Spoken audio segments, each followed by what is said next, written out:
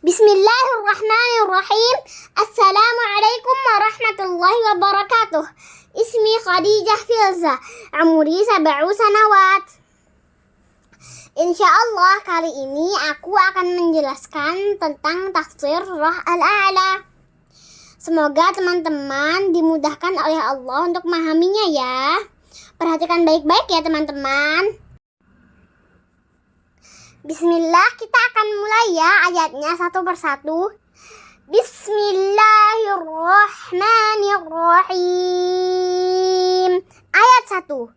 Sabbihisma rabbikal a'la. Sucikanlah nama Tuhanmu yang maha tinggi.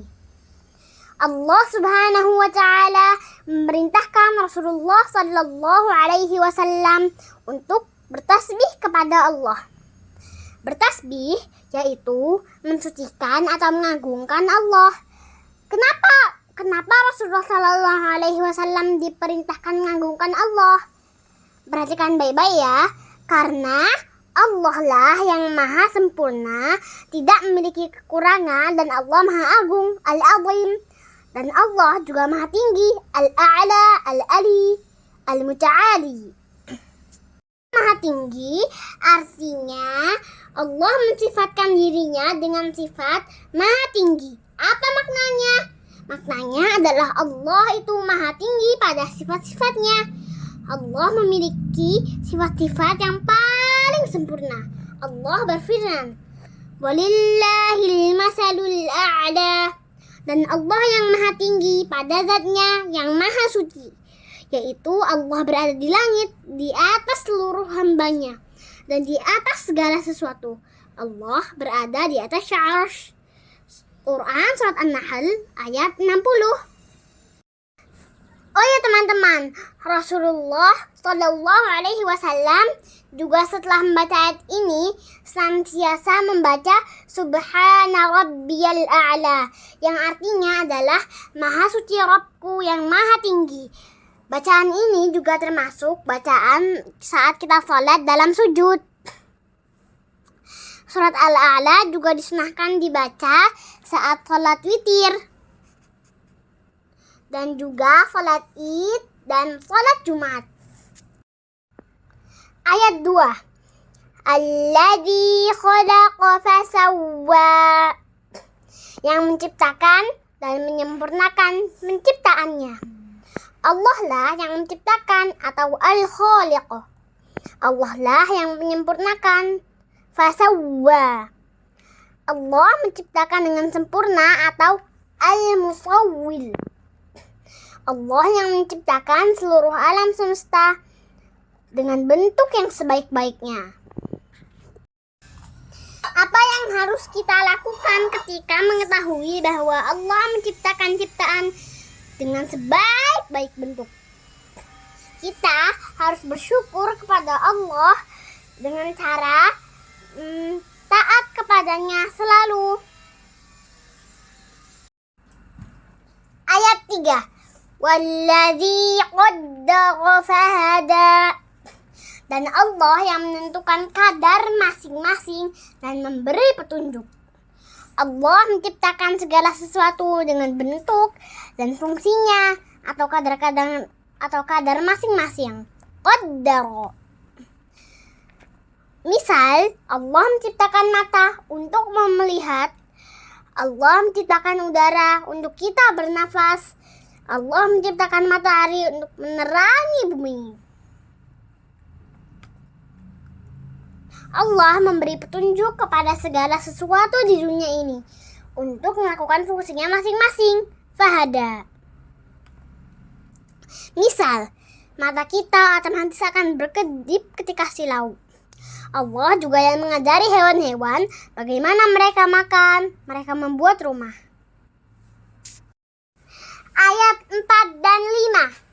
Wallazi akhrajal mar'a, dan yang menumbuhkan rumput-rumputan. Ayat 5. Faja'alahu ghusaan ahwa, lalu dijadikannya rumput-rumput itu kering dan kehitam-hitaman. Allah yang menciptakan berbagai tumbuhan, Kemudian ketika tumbuhan awal tumbuh, warnanya awalnya hijau. Kemudian tumbuhan itu lama-lama akan menjadi kering. Buah-buahan juga awalnya kecil, hijau, terus kemudian menjadi merah matang, dan lama-lama menjadi hitam. Jadi, seluruh yang hidup di dunia ini, baik itu manusia, hewan, dan tumbuhan, pada saatnya nanti akan mati. Ayat 6. Sanuqri'uka fala tansa. Kami akan membacakan Al-Quran kepadamu Muhammad sallallahu alaihi wasallam, maka kamu tidak akan lupa. Allah subhanahu wa ta'ala memberikan kabar gembira kepada Rasulullah sallallahu alaihi wasallam. Apa kabar gembiranya? Allah akan mengajari ayat-ayat Al-Quran, kemudian Rasulullah akan dimampukan menghafalkan dengan mudah. Ketika malaikat Jibril membacakan ayat, maka Rasulullah akan mengulang-ulang. Allah akan memberikan Rasulullah mudah menghafal ayat-ayat tersebut, dan Allah lah yang akan menjaga Al-Quran. Misal, Rasulullah lupa atau kita lupa ayat-ayat Al-Quran, maka Allah akan tetap jaga Al-Quran. Ayat 7. Illa ma Allah innahu ya'lamul jahra wa ma yakhfa. Kecuali kalau Allah menghendaki. Sesungguhnya Dia mengetahui yang terang dan yang tersembunyi. Jadi Allah Maha mengetahui apa yang dilakukan manusia, baik perkataan maupun perbuatan. Dan Allah Maha mengetahui apa-apa yang tersembunyi di dalam dada manusia. Jadi misalnya ada semut warna hitam di atas batu yang hitam, batunya di tengah-tengah gurun pasir yang sangat gelap, malam hari gelap gulita. Nah, tetapi Allah tetap tahu semut itu, tetap melihat semut itu. Ayat 8. Wa nuyassiruka lil yusra. Dan kami akan melapangkan bagimu jalan kemudahan dalam segala urusan. Ayat 8. Allah telah menurunkan syariat Islam yang mudah bagi kita.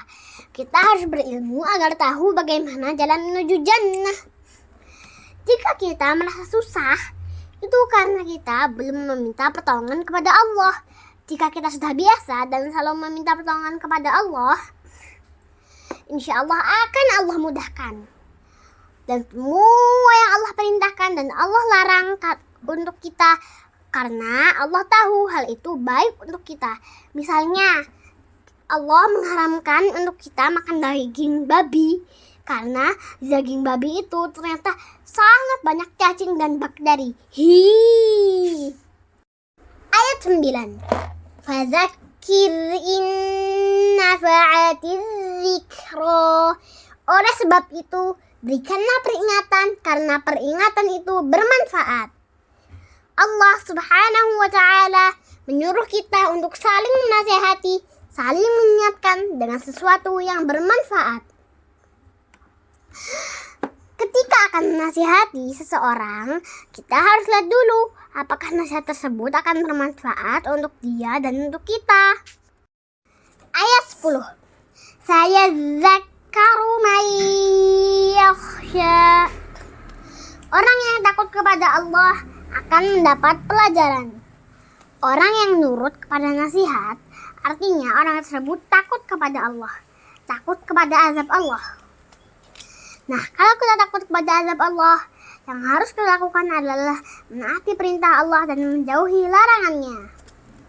Ayat 11. Wa yatajannabuhal ashqa. Sedangkan orang-orang yang celaka atau kafir akan menjauhinya. Dan kebalikannya, orang yang merugi atau orang yang celaka adalah orang yang tidak menaati nasihat, orang yang tidak mau diingatkan dalam kebaikan. Sekian dari saya. Semoga teman-teman mudah memahaminya ya. Jazakumullahu khairan wa barakallahu fikum. Wassalamualaikum warahmatullahi wabarakatuh. Dadah teman-teman.